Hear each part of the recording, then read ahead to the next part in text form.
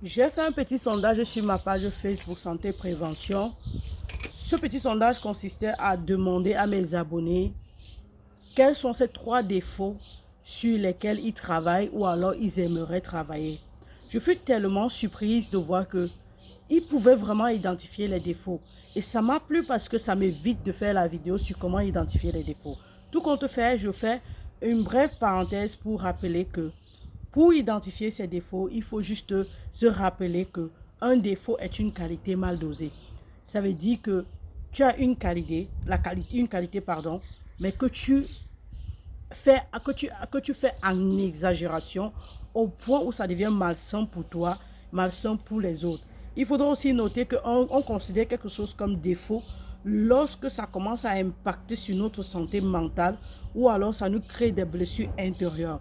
Vous savez déjà quelles sont les blessures intérieures. Nous avons la trahison, nous avons le rejet, nous avons l'abandon, nous avons l'humiliation et nous avons l'injustice. Et cela peut se vivre durant l'enfance ou alors durant votre vie d'adolescent, mais aussi durant votre vie d'adulte. Donc, ce serait très, très important de les connaître déjà, ces blessures intérieures, mais aussi d'identifier ces habitudes, ce comportement en toi qui peuvent te causer cela. Je vais prendre l'exemple ici, par exemple, de la générosité.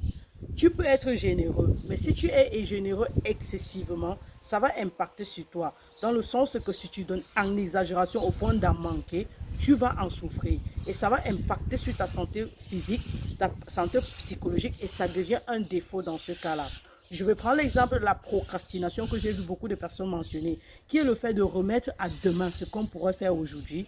C'est parce que tu as peur peut-être d'échouer ou alors parce que tu entasses beaucoup le travail. Si peut-être tu devrais faire peut-être 2 à 3 tâches, une chose en 2, 3 temps, tu te décides de le faire en un seul temps, c'est lourd pour toi, tu as peur de ne pas y arriver et tu procrastines, tu remets au lendemain jusqu'à ce que tu ne le fasses plus jamais. Ça t'empêche d'évoluer dans la vie parce que tu as les projets que tu veux réaliser, mais tu dis, j'attends d'abord avoir le matériel, avoir le téléphone Android de dernière marque, avoir une bonne connexion avant de me lancer sur cette page Facebook ou YouTube que je veux créer. Ou alors je veux faire la photographie, mais j'attends avoir l'appareil photo numérique de dernière qualité. Pourtant, tu pouvais simplement commencer avec ton téléphone comme je suis en train de le faire. Et c'est une forme de procrastination qui empêche beaucoup de personnes d'évoluer. Et ces personnes continuent de se plaindre, ma vie n'évolue pas, ma vie est en retrait, Dieu m'a abandonné, je suis pauvre, tout ce qui va avec. Pourtant, c'est un défaut.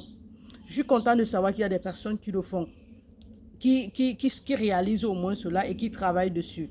Donc dans cette vidéo, je vais donner les solutions pour corriger les défauts, indépendamment du défaut que vous aurez, que ce soit la colère, l'impulsivité, la jalousie, la rancœur, le manque d'amour propre, le manque d'amour du prochain ou alors la dépendance affective, peu importe.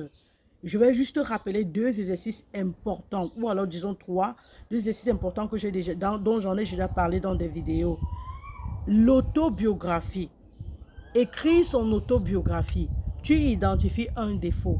Tu prends le bic et le cahier. Tu commences à rédiger. Quand est-ce que cette autobiographie, quand est-ce que ce défaut a commencé à s'installer dans ta vie?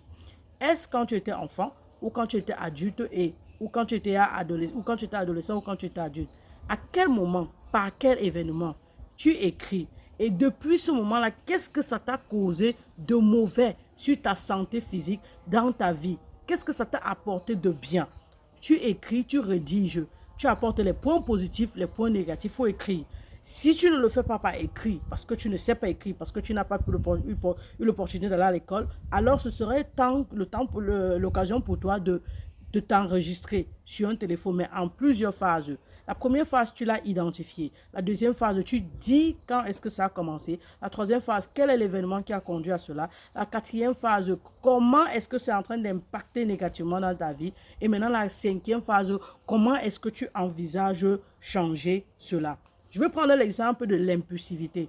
Peut-être tu es impulsif parce que tu as grandi dans un environnement où on ne t'écoutait pas beaucoup. Et pour te défendre, tu deviens impulsif parce qu'on a tellement été injuste avec toi. Tu as développé ce mécanisme de défense. Ce que je ne vous ai pas dit, c'est qu'un défaut peut aussi être un mécanisme de défense que vous avez développé. le fait peut-être d'être impulsif peut être un mécanisme de mais le fait d'avoir peur, la procrastination, je ne veux pas échouer parce que quand j'avais échoué, on m'avait tellement insulté, donc je procrastine. Tout autant qu'il peut être ce défaut, ça peut être un mécanisme de défense. Mais on parlait de l'impulsivité. Donc du coup, tu es impulsif parce que on ne t'a jamais donné la parole, on t'a toujours piétiné, ça t'a rendu colérique, tu gardes beaucoup de rancune en toi, tu es devenu impulsif. Alors, quand est-ce que ça a commencé? Quel est l'événement qui t'a conduit à cela? Qu'est-ce que tu peux faire pour changer ça? Il faut travailler sur ton écoute.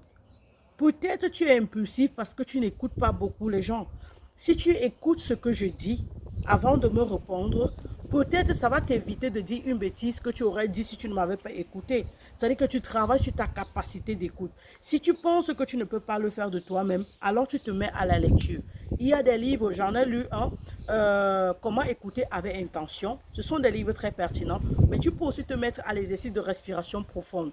Ça veut dire que quand quelqu'un est en train de parler et que tu vois que ça veut venir, alors tire un coup d'air, tu aspires profondément, après quelques minutes, tu rejettes et alors que tu le fais, tu vas écouter mieux ce que la personne dit, mais ce que la personne était en train de dire, mais aussi tu vas élaborer la réponse que tu vas envoyer. Du coup, si tu utilises la méthode de l'autobiographie dont j'ai parlé tout à l'heure et que tu commences à écrire, ça devient comme un exercice pour toi chaque jour. Chaque jour qu'il y a un événement dont tu n'as pas respecté ton engagement à ne plus être impulsif, tu écris, j'ai failli aujourd'hui parce que demain je ferai mieux. Et ce que tu écris, que tu pourras appliquer, il faudra que tu te rappelles pendant que quelqu'un parle, je me suis promis de faire mieux. Tu te le rappelles dans la tête, tu n'es pas obligé de le dire vocalement, mais tu te rappelles dans la tête, j'ai dit que j'allais le faire mieux, je vais faire mieux, je vais faire mieux. Tu te rappelles cela, ça va t'aider à changer. Un autre exercice qui va t'aider ici à changer ton défaut, j'en ai déjà cité trois ici, l'autobiographie, l'exercice de respiration profonde, c'est l'exercice du miroir. L'exercice du miroir, je préfère souvent que tu te déshabilles complètement tout nu, tu te places devant le miroir. Mais cet exercice-là, j'en parlais dans une autre vidéo. Si tu veux appliquer l'exercice du miroir dans cette autre vidéo-ci, comment modifier ton défaut, il faudra que tu te regardes dans le miroir. Ce que tu as écrit, il faudra que tu le lises à haute voix en te regardant, ou alors que tu réécoutes ce que tu as dit dans le miroir, tu réécoutes ce que tu as dit en te regardant dans un miroir. Ça va te permettre de contrôler ton regard. Regardez ce que tu transmets à travers ton regard, la gestuelle de ton corps. Si tu es impulsive, tu vas voir que dans le miroir, tu vas voir que la gestion de tes mains ou alors les mouvements de tes membres ne vont pas t'honorer. Et toi-même, tu vas comprendre, ah ouais, si c'est que quand je parle aux gens, je fais ça, c'est pas vraiment bien. Ce n'est que dans un miroir que tu peux le voir et que tu peux te rendre compte que ce n'est pas vraiment bien ou alors tu te demandes, et si c'était à moi qu'on le faisait, comment est-ce que je me sentirais? À partir de ce moment, ça devient comme un exercice, un travail assez difficile, mais tu prends ton temps, tu répètes cet exercice, ces exercices-là, tu répètes, tu répètes, tu répètes. À force de répéter, dans ton cerveau, il va se créer ce qu'on appelle des canaux neuronaux. Donc, c'est-à-dire ton cerveau va commencer à faire une neuroplastie, à développer d'autres circuits pour que ce que tu veux travailler dessus se réalise finalement, se manifeste et que tu sortes de ce problème ou de la dépendance, mais surtout que tu deviens une meilleure personne pour toi-même, pour ta santé mentale, et mais aussi pour la société, pour tes enfants, pour ta famille et pour tout ce qui t'est cher, mais aussi pour que tu aies la paix et que finalement tu puisses vivre au lieu de survivre. Parce qu'à travers ces défauts-là, plusieurs personnes survivent. À travers ces défauts-là, plusieurs personnes n'arrivent pas à vraiment explorer les pleines capacités. Des personnes ont des compétences vraiment qu'elles peuvent utiliser, mais les défauts bloquent, la rancune, la colère, ça épuise. Ça épuise toute ton énergie que tu as à l'intérieur. Tu n'arrives pas à exprimer parce que tu es tellement en colère, tu es toujours dans la rapidité de répondre que vraiment à la fin de la journée, tu perds de belles notions parce que ce que l'autre dit peut t'aider, mais tu n'écoutes pas. Tu es tellement en colère, tu as tellement de rancune. Et puis tu te rends à la fin de la journée, tu te rends compte à la fin de la journée que ouais, depuis ta vie est stagnante. Tu fais les mêmes choses pour de mêmes résultats, alors que tu veux faire des choses différentes pour des résultats très différents. J'espère qu'on se retrouvera dans une autre vidéo pour parler alors de l'exercice du miroir et j'espère que vous pourrez facilement en profiter. N'oubliez pas de me dire en commentaire si vous avez aimé la vidéo. N'oubliez pas de me dire en commentaire si vous avez commencé à appliquer cela parce que j'en parle depuis. N'oubliez pas de me dire en commentaire si cette vidéo va vous aider ou alors si vous aurez les difficultés à appliquer. Je suis disponible à tout, je vous écoute, je vous lis et je vous réponds quand je peux. C'est la daronne de la santé 3.0, docteur Thérèse, infirmière. Tchuss!